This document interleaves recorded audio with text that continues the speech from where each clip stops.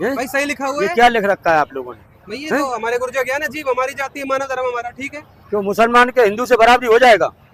हो सकता है? देखो सबका भगवान एक है इसलिए लिखा है इसमें। अरे भगवान कैसे एक है? भगवान तो एक है सब, ऐसे कैसे हो जाएगा एक? भाई पूरी दुनिया जिस है, भगवान वो अल्लाह कहता है, मुसलमान अल्लाह बोलता है, हम राम राम करते हैं। तो वो तो कोई बात नहीं। कैसे नहीं? देखो किसी भी नाम से बुला लो, भगवान तो एक ही है सबका, अलग थोड़ी है भगवान। भगवान सबका एक है। वो कबीर अल्लाह कहते हैं, हम कबीर एक कैसे हो जाएगा? आपका नाम आपके बेटे का नाम एक ही हो जाएगा? अरे बेटे का नहीं है इसमें, हाँ फिर?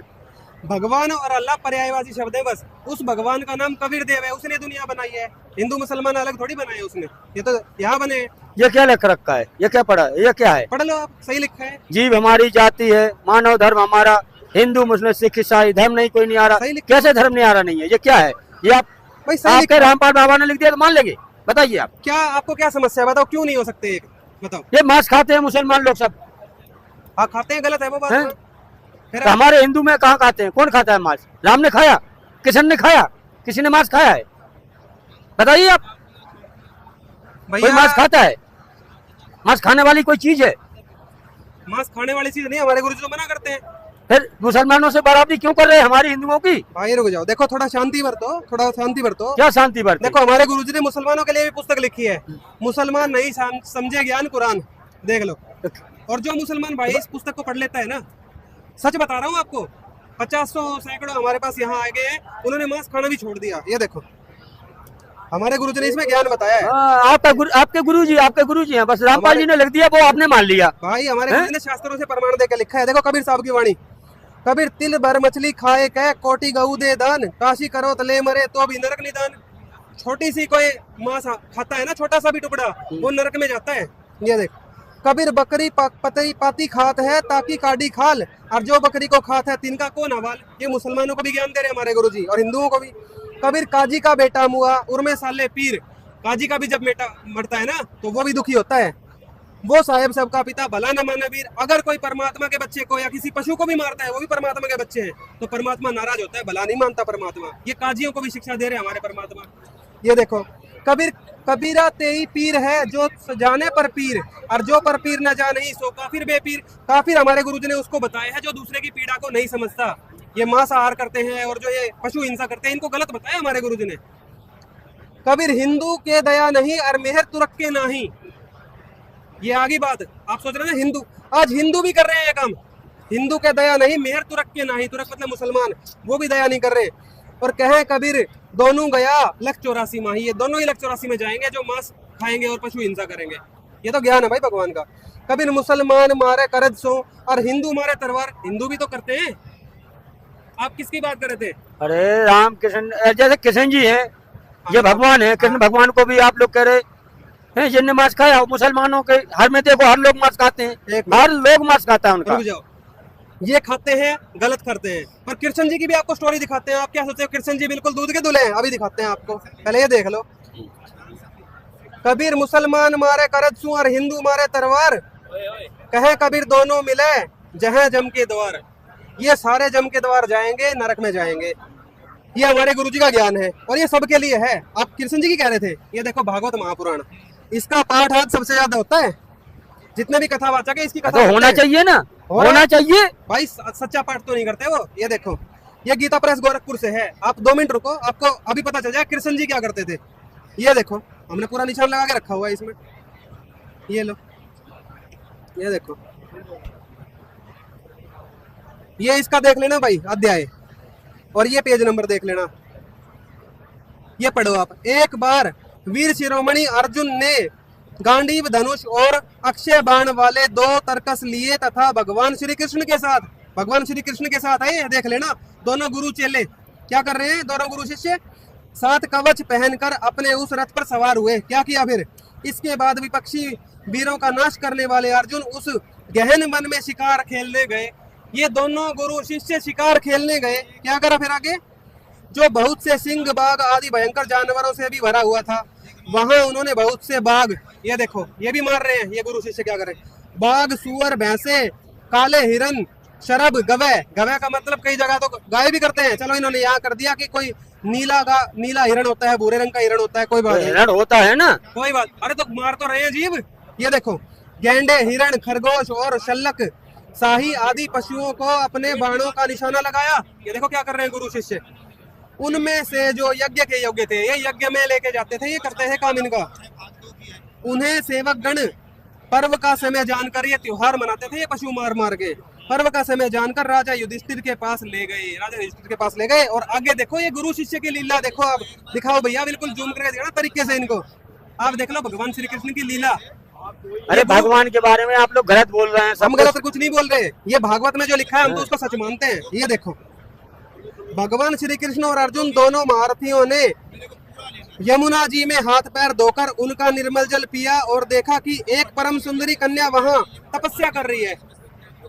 उस श्रेष्ठ सुंदरी की जंघा, दांत और मुख अत्यंत सुंदर थे। अपने प्रिय मित्र श्री कृष्ण के भेजने पर अर्जुन के मित्र भी थे कृष्ण जी, गुरु भी थे और जीजा साले का रिश्ता भी था। इनसे कई रिश्ते थे आपस में, पर यहाँ गुरु शिष्य है। ये देखो ये क्या किया, अपने प्रिय मित्र के भेजने पर अर्जुन ने उसके पास जाकर पूछा, उस लड़की को जाके क्या पूछा, हे सुंदरी तुम कौन हो और किसकी पुत्री हो, कहाँ से आई हो और क्या करना चाहती हो।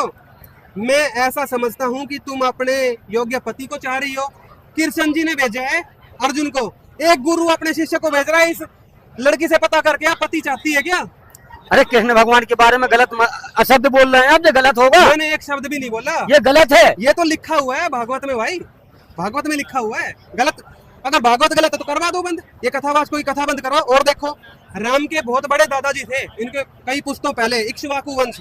ये देखो इन्होंने क्या किया, एक बार राजा इक्ष्वाकु ने अष्टका श्राद्ध के समय ये श्राद्ध निकालते थे मांस से। ये देखो राम के बड़े दादाजी, एक बार राजा इक्ष्वाकु ने अष्टका श्राद्ध के समय अपने बड़े पुत्र को आज्ञा दी, विकुक्षे शीघ्र ही जाकर श्राद्ध के योग्य पवित्र पशुओं का मांस लाओ।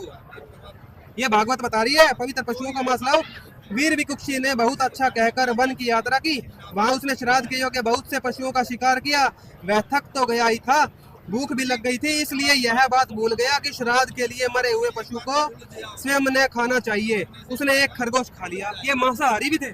ये देख लो, विकुक्षी ने बचा हुआ मांस लाकर अपने पिता को दिया। इक्ष्वाकु ने अब अपने गुरु से उसे परीक्षण करने के लिए कहा। तब गुरुजी ने बताया कि यह मांस तो दूषित एवं श्राद्ध के अयोग्य है। उन्होंने शास्त्र विधि का उल्लंघन करने वाले पुत्र को क्रोधवश अपने देश से निकाल दिया। ये राम के बहुत पहले के दादाजी थे, इक्ष्वाकु वंश। इक्ष्वाकु राजा के साथ ये घटना, ये भी मांस को खाते थे और ये करते थे। देखो इनके पुत्र क्या कर रहे हैं जंगल में जाके। और रामचंद्र जी का देख लो जी, ये रामचंद्र के ऊपर भी लगा दो कुछ, लगा दो। हम कुछ नहीं लगा सकते क्या? हमारे ग्रंथ, हमारे आपके गुरुजी है ना, वे तो कुछ भी कर देंगे। हमारे गुरुजी ने किसी पे कोई आरोप नहीं लगाया। अगर आपने कोई आरोप सिद्ध करना है तो गीता प्रेस वालों पे करो। ये सारे बुक आपको इनकी दिखा रहे हैं हम। ये देखो ये रामचरितमानस है और आप कह रहे हैं रामचरितमानस रामचंद्र जी का ही ज्ञान देती है। ये देख लो क्या कहती है इसमें। ये देखो ये बालकांड है जी, पेज नंबर दिखा देना ये कौन सा है इनका। आ जाओ। बंधु सखा संग ले ही बुलाही, बन मृगया नित खेल ही जाई। रावण मृग मार ही जिये जानी, दिन प्रति नपही देव खवही आनी। श्री रामचंद्र जी भाइयों और इष्ट मित्रों को बुलाकर साथ ले लेते हैं और नित्य वन में जाकर शिकार खेलते हैं। ये रामचंद्र जी भी यही क्रिया कर रहे थे। आप कह रहे थे ये तो पशुओं से भी प्यार करते थे और पशु इनसे प्यार करते थे। करते हैं ना, करते थे ना। ये तो बहुत बढ़िया प्यार है भाई। तुम अपने बच्चों से प्यार करते हो, उनको मार के खा जाओ। बच्चों से प्यार करते हो, मारो उनको भी। ये तो बहुत बढ़िया प्यार की निशानी है। ये देखो मन में पवित्र समझकर मृग को मारते हैं और प्रतिदिन लाकर राजा दशरथ को दिखलाते हैं। भैया हमारे देवता हैं, ये आदरणीय हैं। हाथ ले लो जी, फोटो ले लेना आराम से इसमें निकाल के। ये हमारे देवता हैं, हम इनका आदर करते हैं। परंतु आप ये कहते हो कि ये परमात्मा है, उस बात से हमें आपत्ति है, क्योंकि परमात्मा निर्विकार है, परमात्मा दयालु है। वो कबीर देव है, वेदों में बताया है कबीर देव भगवान है, वो दयालु है। कुरान में भी ये लिखा है कि परमात्मा जो कबीर अल्लाह है वो तो बड़ा रहमान है। और आपके गुरु ग्रंथ साहिब में भी ये बताया जो हक कबीर है वो भी रहमान है। ये मांस खाना या फिर पशु मार के ये हमारे देवी देवताओं के द्वारा चलाए गए कृत्य हैं। इन सब को हमारे गुरुजी बंद करवा रहे। यहाँ तक कि हमने आपको दिखाया, हमारे गुरुजी ने मुसलमानों तक, मुसलमान भाइयों को भी ये बताया पाप मत करो। ये मांस खाने वाले पाप करते हैं, चाहे हिंदू खाओ चाहे मुसलमान, ये सारे नरक में जाएंगे। और सुनो, आपको हमने प्रमाण दिखाया अभी कि पशुओं की हिंसा रामचंद्र जी और कृष्ण जी के राज में भी और उनके द्वारा भी हो रही थी वहां पे। तो अब ये बताओ कि जब विष्णु जी अपने कर्म भोग को भोगते हैं तो क्या जब ये विष्णु जी अपनी मृत्यु को प्राप्त करेंगे उसके बाद ये भोग नहीं भोगना पड़ेगा? आप समझो, विष्णु जी आए रामचंद्र जी का रूप बना के, बाली को मारा था। किसने मारा बाली को? छुप के मारा, छुप के मारा, छुप के मारा। मानते हो आप? ये पाप बात लगा, तो क्लियर, ये बात तो क्लियर। पाप लगा, वो भगवान थे भाई। अरे रुक जा, भगवान थे, पाप लगा, पाप लगा ना। उसके बाद जब कृष्ण रूप में आए तो कृष्ण जी के पैर में तीर लगा जहर का, बालिया जिमर ने मारा, बाली ने अपना बदला ले लिया, मतलब अपना कर्म भोगना पड़ा। ये कर्म भी उनको भोगने पड़े। ये तो सुना है मैंने भाई, सुना तो है आप तो संत रामपाल जी महाराज जी के, हमारे ही गुरु जी की। आप ये पुस्तक लेके जाओ, गीता तेरा ज्ञान अमृत और ज्ञान गंगा, इससे आप ज्ञान को समझो। हम देवताओं के कतई विरोधी नहीं है। कई लोग ये सोचते हैं कि ब्रह्मा विष्णु शिव के विरोधी हैं। ये देखो मेरा फोन, आप मेरा फोन दिखाना जी सबको एक बार। और संत रामपाल जी महाराज कोई भी डाउनलोड कर सकता है इस ऐप को। ये देखो हमारे फोन में ये ऐप है। कभी कोई सच्चे हम देवी देवताओं के विरोधी, हम बिल्कुल विरोधी नहीं है इनके। ये देखो हमारे गुरुजी कहते हैं इन देवी देवताओं के मंत्र हमें पहले दिन से लेके जिस दिन हम भक्ति शुरू करते हैं और अंतिम सांस जिस दिन हमारे चलेंगे उस दिन तक हमें इनके मंत्र जाप करने हैं। ये हमारे सतगुरु देव जी और पूर्ण परमात्मा ब्रह्मा जी, सावित्री जी, ब्रह्मा जी, सावित्री जी, गणेश जी, विष्णु जी, लक्ष्मी जी, देवी दुर्गा जी, शिव जी, पार्वती जी और पूर्ण परमात्मा कबीर देव, इन सब के मंत्र हम रोज जाप करते हैं। हम इन देवी देवता का पूरा आदर करते हैं क्योंकि ये इस संसार में हमारे सुविधा देने के लिए परमात्मा द्वारा नीत है। परंतु ये देवी देवता भी जन्म मरण में है और अपने कर्म इनको भी भोगने पड़ेंगे। ये भी जीव संख्या में आते हैं। पूर्ण परमात्मा कबीर देव और निर्विकार है, उसका जन्म मरण नहीं होता, वो पाप नहीं करवाता। यहाँ पे ये बात तो हमको माननी पड़ेगी, आपको माननी पड़ेगी भाई। जैसे आप लोग जब हमको हर चीज दिखा रहे हैं, एक बात प्रूफ के दिखा रहे हैं, आप मुझे पता है आपका दिल टूटा होगा। ये रामचरितमानस में राम जी यहाँ पे पशु मार गए और ये कृष्ण जी और अर्जुन जी जाके वहाँ जंगल में कर रहे हैं। इक्ष्वाकु वंश के लोग वो वहाँ पे पशु हिंसा कर रहे हैं, श्राद्ध में मांस पका रहे हैं। ये चीजें आपको कहाँ तक सही लगती है? बिल्कुल नहीं है ना सही? नहीं, बिल्कुल सही नहीं है। तो बस ये हमारे गुरुजी यही कह रहे हैं कि देवी देवताओं के चरित्रों का पालन नहीं करना, परमात्मा के आदेश का पालन तो इन पंडितों ने भ्रमित कर रखा है हम लोगों को। इसका मतलब यही होगा, भ्रमित कर रखा है जी। और पंडितों ने भ्रमित कर रखा है, पंडितों ने हमको भ्रमित किया है क्योंकि असली बता ही नहीं है कुछ भी भैया। इसका मतलब यही हुआ, फिर मतलब तो इसका यही हुआ। आपको अभी एक चीज और दिखाएंगे। ये पंडितों के साथ क्या बनेगी, ये देखो। ये पंडितों के साथ कौन सा भला होएगा भाई? दूसरा भाग लेना इसका, पूर्व भाग लेके आओ। पंडितों के साथ क्या बनेगी वो भी बताया हुआ है इसमें। हिंदी साहित्य सम्मेलन से प्रयाग से छपती है ब्रह्म वैवर्त पुराण, ठीक है जी। ब्रह्मखंड, प्रकृति खंड, गणपति खंड, तीनों अध्याय इसमें है दिए हुए। ये देख लो आप, इसमें दिखाते हैं आपको पंडितों के साथ क्या होगा। जो हमें पाखंड में लगाते हैं उन पंडितों का जिक्र हो रहा है। हम भी पंडित समाज से हैं, हमारा भी पंडित घर में जन्म हुआ है, ब्राह्मण घर में जन्म हुआ है। हमारे गुरुजी कहते हैं कि पंडित सोए जो पिंड की जाने, ब्राह्मण सोए जो ब्रह्म बिछाने। असली ब्राह्मण तो हम आप बने हैं जब संत रामपाल जी महाराज जी की शरण में आके हम सही साधना कर रहे हैं। पहले हमारे पूर्वजों ने जिन्होंने भी ये गलतियां करी होंगी भैया, उनके तो देखो क्या हुआ उनके साथ, और हमारे साथ भी ये हो सकता था। ये देखो, तीर्थों में प्रतिग्राही अर्थात दान लेने वाले। आप तीर्थ में जाते हो, गंगा स्नान या कहीं पे जाते हैं ना, वहाँ कोई दान लेने वाला मिलता है, दान दे दो, मिलते हैं। ये देखो, ग्राम याजी, गांव गांव यज्ञ हवन करवाने वाले। आपके घर में बच्चा होता है या कोई शादी होती है, बुलाते हो यज्ञ करने के लिए पंडितों को, बेटी हवन करवाते हैं, कुछ भी करवाते हैं पंडितों से। ये देखो, देवल और मंदिर का पुजारी, मंदिरों में जाते हैं पूजा करने, वहाँ पंडित जी बैठा रहते हैं, बिल्कुल बैठे रहते हैं। अब देखो इनको क्या संज्ञा दी है। ये आ जाओ जी, ये महापापी कुंभी पाक नरक में 14 इंद्रों के समय तक रहता है। अरबों सालों तक नरक में पड़ा रहेगा, कुंभी पाक नरक में गिरेगा। ये महापापी बताए ये सारे। कौन कौन, फिर पढ़ लो।